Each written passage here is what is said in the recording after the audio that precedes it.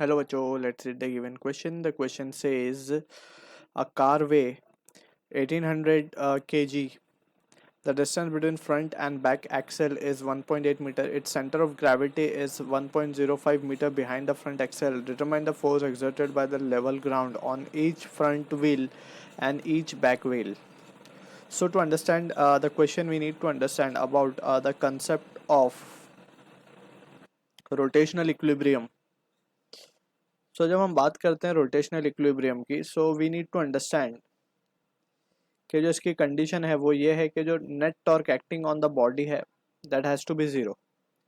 ठीक है, तो क्योंकि हमें पता है कि अगर हम कार की बात करें सो कार में कोई टॉर्क एक्ट नहीं करता। ठीक, कार बेसिकली अगर हम let's try to analyse it. So let's say we have a car, ये इसके फ्रंट व्हील है, ये इसके रियर व्हील है। ठीक है, तो कार जो है लेवल सरफेस पे स्ट्रेट चलेगी। तो अगर इसके ऊपर टॉर्क एक्सटर्नल मींस अगर इसके ऊपर टॉर्क एक्ट करने लगा तो हो सकता है कि इसका ये एंड उड़ जाए यहाँ से या ये एंड डिप कर जाए यहाँ से। ठीक है, बट ऐसा होता नहीं एक्चुअली, राइट। सो ये क्यों नहीं होता? Because the car is in rotational equilibrium. तो उसके लिए जो कार का वेट है दैट इज बीन उसको प्रॉपरली डिजाइन किया जाता है ताकि वो कार के अंदर कोई टॉर्क पैदा ना हो।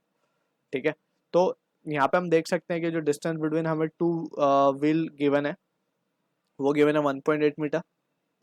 ठीक है, ये फ्रंट है, तो यहाँ से जो सरफेस है वो नॉर्मल रिएक्शन देगा तो it will be in the upward direction. यहाँ से normal reaction in the backward rear wheel पे ऊपर की तरफ मिलेगा। तो हम इधर कह देते हैं normal reaction for rear wheel, normal reaction for on front wheel. ठीक है, दोनों के बीच का डिस्टेंस हमें गिवन है।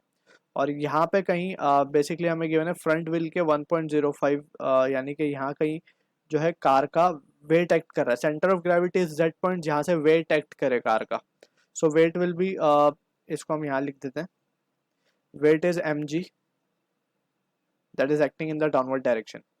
ठीक है, so from here we can see के ये जो डिस्टेंस हमें गिवन है ये वाला, दिस डिस्टेंस इज 1.05, तो ये डिस्टेंस हो जाएगा हमारा 0.75। तो हम लिखते हैं कुछ इस तरीके से। ठीक है, तो we have shown all the forces that is been acting and the distances particularly सब हमने शो कर दिया यहाँ पे। सो जस्ट अभी हमें क्या करना होगा, वी हैव टू टेक ये पॉइंट के about we will take the torque. ठीक है, so we can say torque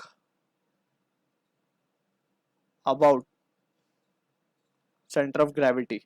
इसके अबाउट अगर हम टॉर्क लेंगे तो हम क्या लिख सकते हैं, force into the perpendicular distance N F into 1.05 has to be equals to N R into 0.75, क्योंकि एक जो है एक टॉर्क बना रहा है लेट्स से क्लॉकवाइज में तो दूसरा एंटी क्लॉकवाइज में बना रहा है, तो दोनों को इक्वल होना पड़ेगा so that net torque acting will be zero. ठीक है ना, यानी कि रोटेशनल इक्विलिब्रियम का केस यहाँ पे आना चाहिए।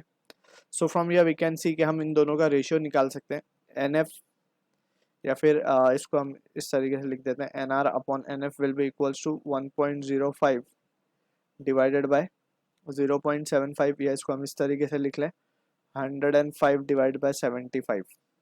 ठीक है, so this comes out to be 5 2s are 10, 5 1s are 5, and this can be written as 5 15 the, so ये आ जाएगा 3 7 अपॉन 3। ठीक है, सॉरी 5। ठीक है, तो ये हमें मिल गया एक relation between N F and N R. So यहाँ पे we can say let's say this is our equation number 1। अब दूसरा we can see from the figure by translational equilibrium along the vertical we can say nf plus nr has to be balancing the weight mg। ठीक है, तो यहाँ से हम क्या लिख सकते हैं कि nf की value we can substitute it, और जस्ट nr की वैल्यू हम क्या लिख सकते हैं, nr can be written as nf plus nr को हम लिख सकते हैं 7/5 nf, and that will be mg की अगर हम बात करें सो इट विल बी 18,000, हम कह देते हैं 1800 तो वेट है, g we are taking as to be 10, so 18,000 will be Newton in Newton will be the weight acting। अब यहाँ से इसको अगर हम थोड़ा सा सॉल्व कर लें तो this will be 12 NF upon 5 will be equals to 18,000। ठीक है, तो फाइनली जो एन एफ की वैल्यू आ रही है हमारे पास, it is coming out 7500 newton. तो इतना फ्रंट व्हील के ऊपर मीन्स वी कैन से के normal reaction will be given by the surface. ठीक है, तो एन आर की वैल्यू भी हम निकाल सकेंगे फिर, therefore N R can be written as, क्योंकि ये दोनों ही मिला करके इतने थे। ठीक है, तो we can say N F N R will be equals to 18,000 minus of 7,500, तो ये आ जाएगा हमारे पास 10,500 newton. So this is the normal reaction on the rear wheel we are getting. So अब ये फ्रंट में टोटल नॉर्मल रिएक्शन हमें मिला है, तो ईच व्हील पे अगर हमें चाहिए तो वी कैन से, यहाँ हम लिख देते हैं force on each front wheel की अगर हम बात करें, so it will be equals to, just we have to divide it with 2, तो ये हो जाएगा हमारे पास 3750, ठीक है, in Newton. And similarly for rear wheel we can write it will be 5250 Newton. So this is the answer to the question. I hope you understood the solution. All the best.